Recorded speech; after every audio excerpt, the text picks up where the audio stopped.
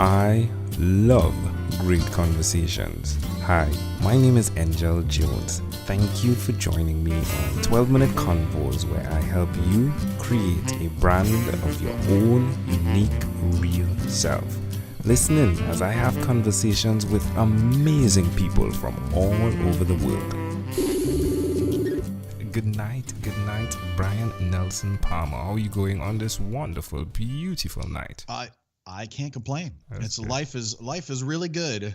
I come from the Washington D.C. area, so for me, it's just even though there's obviously a lot of turmoil in the news around Washington D.C. these days, life for me here is in the capital city is pretty amazing. So I can't complain. I remember the first time I heard the term "to complain is to remain."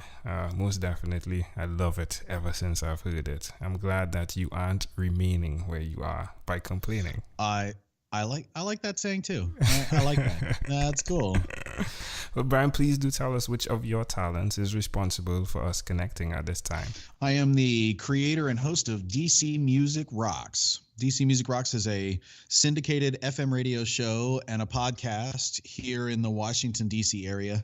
In one sentence, the purpose of the show is shining a spotlight on the great songs, artists, and incredible people behind the D.C. region's local music scene. I love it. And it's a weekly radio show. It's a 1-hour show, and we're always playing music and having really interesting people on the show and having different guests each week. And so it started out as just a radio show, but then grew into a podcast and then grew into a website that actually now I have a DC artist database on the site. So every artist that I play on the show has a profile. So you can, if you like a certain genre of music, I've really made the local music scene accessible and available and easy to find for the DC community.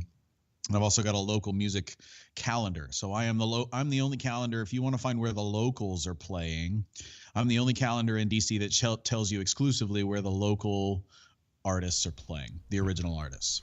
And then, of course, a lot of playlists. Yeah, where did the love for this begin? So I am also a local musician. I am the drummer in 2014. I started a band called Fellowcraft with a buddy of mine. You can look us up iTunes, Spotify, Amazon, wherever you get your music. We've got an album out and another one on the way. So I play drums in that rock band, and I played music my whole life and took a break from it for quite a few years after I left college. And then we decided to get started again. And so since I am a musician, I discovered that one of the hardest things about being a local musician is getting the word out to people about your music and also to help people find it. Most people, if you ask them about local music, they say, oh, maybe I don't know anything, but maybe I'll ask my friend. And their friend might know like one band or maybe two. So I realized if I used my knowledge of how to run websites a little bit and create this tool, I could make it accessible. And it's been a year and a half now. I'm got about 90 episodes under my belt, and it's really become it's got quite a lot of momentum behind it. Several thousand subscribers to the podcast. It's a lot of fun. Well, congratulations. So who in your family or surrounding you had this love of music the way you do have a love for it? That's an interesting one because neither of my parents were musicians per se. They were very much loved music. My mom used to sing when I was a kid. I've been around music. Both of my parents know how to dance and like to dance. So I've definitely been around rhythms and music, but it was really just kind of, I started playing drums in the 5th grade, and that was where playing music became something in my life, not just listening to it, which it had been up to then. And now that you've been doing this for quite a bit, why will you continue to repeat the skill of what it entails being a musician and now even the creator and host of DC Music Rocks? I really enjoy it because I feel like I'm doing good. One of the things that I'm sending love out into the world every week, and local musicians is one group that doesn't get any love.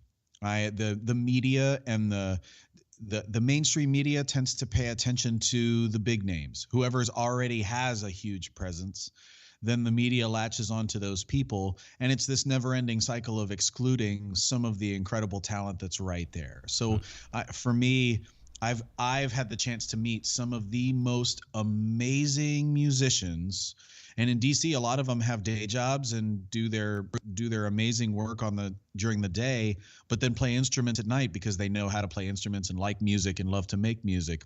And so some of the most incredible music happens right in the neighborhood. And I really love shining a spotlight and sending love to that community that doesn't get love, and also helping the DC community find these people because they're incredible. And I love connecting those two worlds.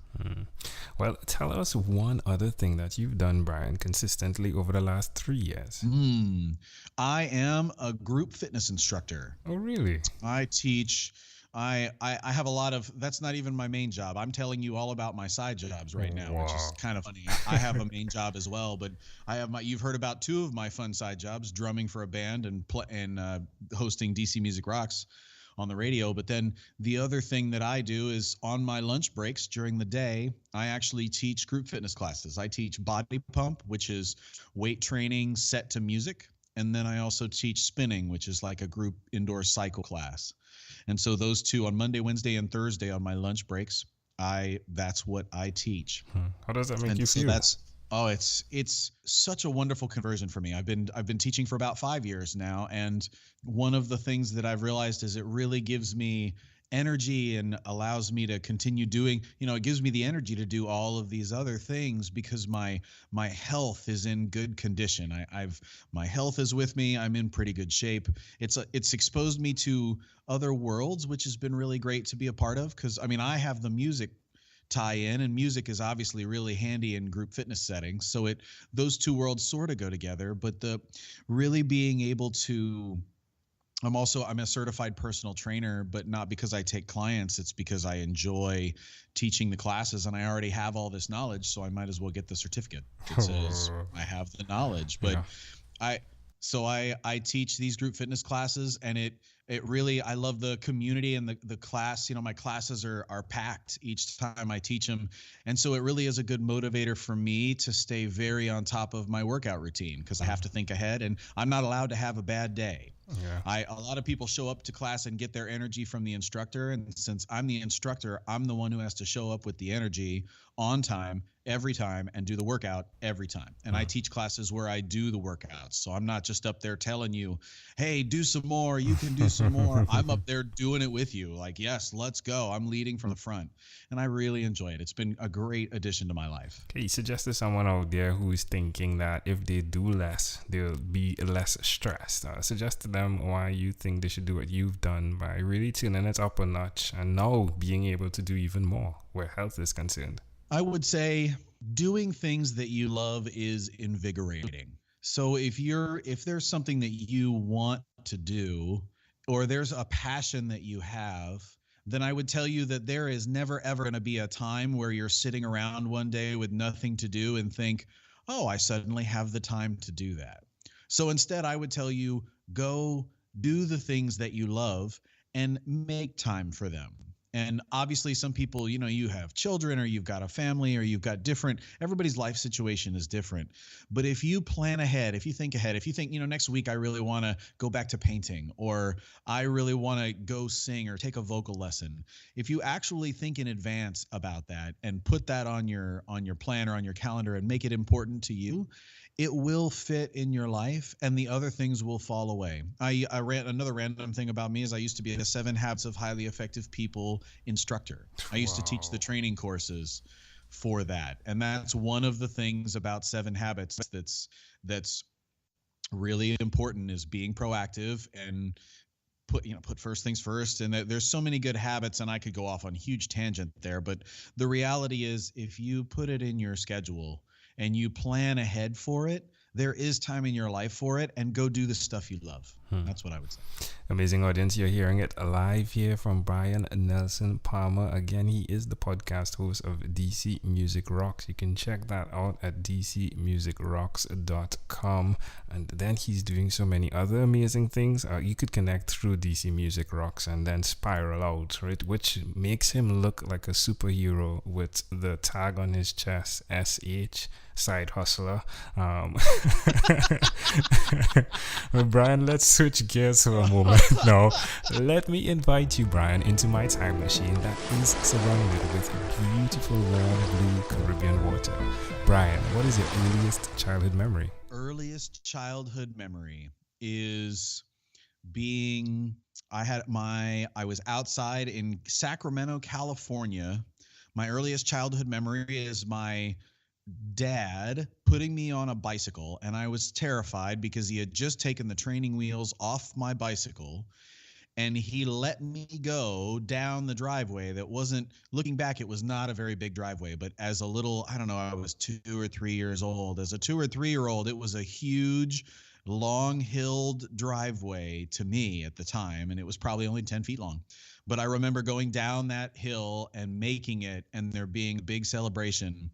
And that is my earliest memory, is the fear followed by the exhilaration of riding my bicycle down the hill and making it without falling. That's what I remember. How do you see that memory connecting to who you are today? I very much have there are 3 kinds of people in the world to me. This is one of my favorite sayings. I really wish I could track down where it came from. There are the people who make it happen. There are the people who watch it happen. And there are the people who wonder what happened. And when it comes to your life, I am very much a make it happen kind of guy.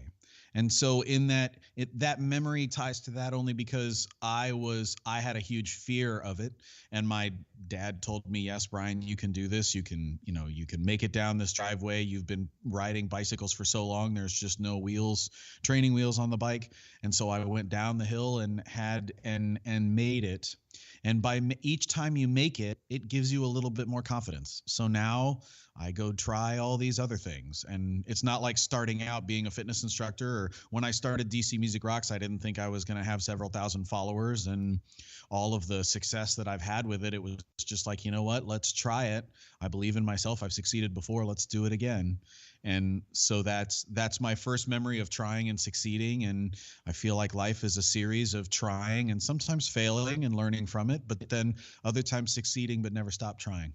Can I offer an interpretation to the thought picture you created in my mind? Absolutely. I love the idea of the conduit.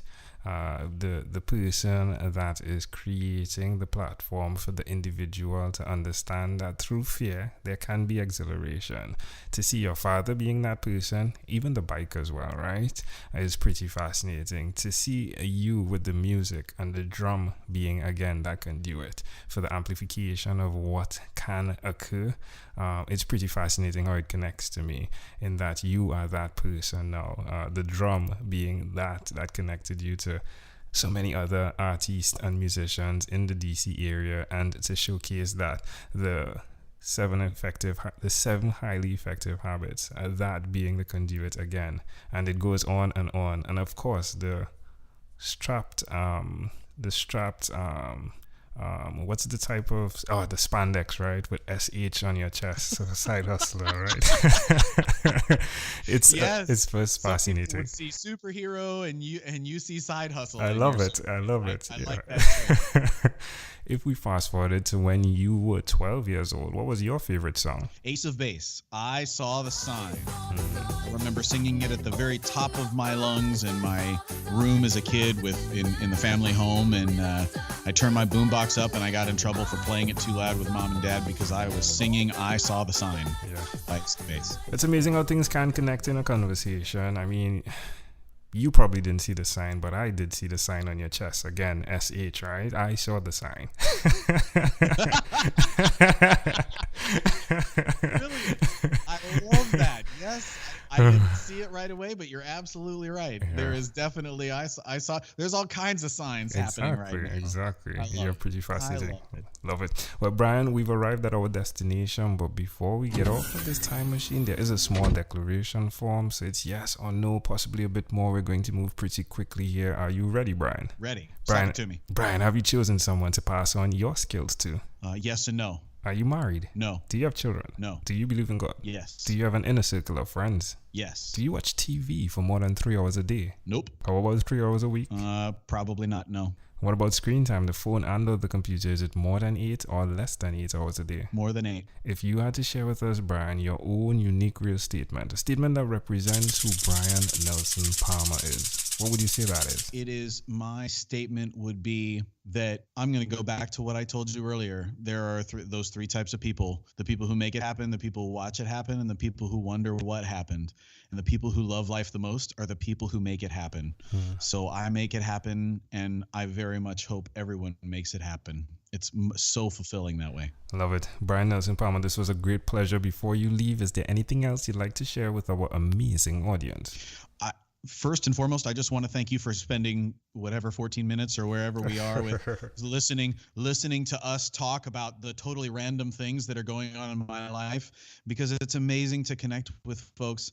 And Angela, I want to thank you for reaching out and for making this happen, because this has been such a fun way to spend 12 minutes with you and with the listening audience. So listeners, thank you so much for tuning in and for certainly checking out DC Music Rocks or Fellowcraft. If you want some rock and roll in your life, that would be wonderful. But most importantly, just thanks for listening, and thanks for the opportunity, Angela. I appreciate it. You're welcome. Brian Nelson Palmer, thank you, my friend, for being on What is Inspired by 12-Minute Convos with Angel Jones. Thank you for being on 12-Minute Convos with Angel Jones. Stay tuned for more from our advertisers. Diabetes is a mountain pandemic. It's a disease that's not acute but chronic. Similar to this rhyming method, I have simplified the definition, the signs and symptoms, and the complications of diabetes for both adults and children in my books, Poems for Patients, A Focus on Diabetes, and The ABCs of Diabetes for Children. These books are available on Amazon.com, and for more information, you can visit my website, poemsbyaj.com. That's poemsbyaj.com.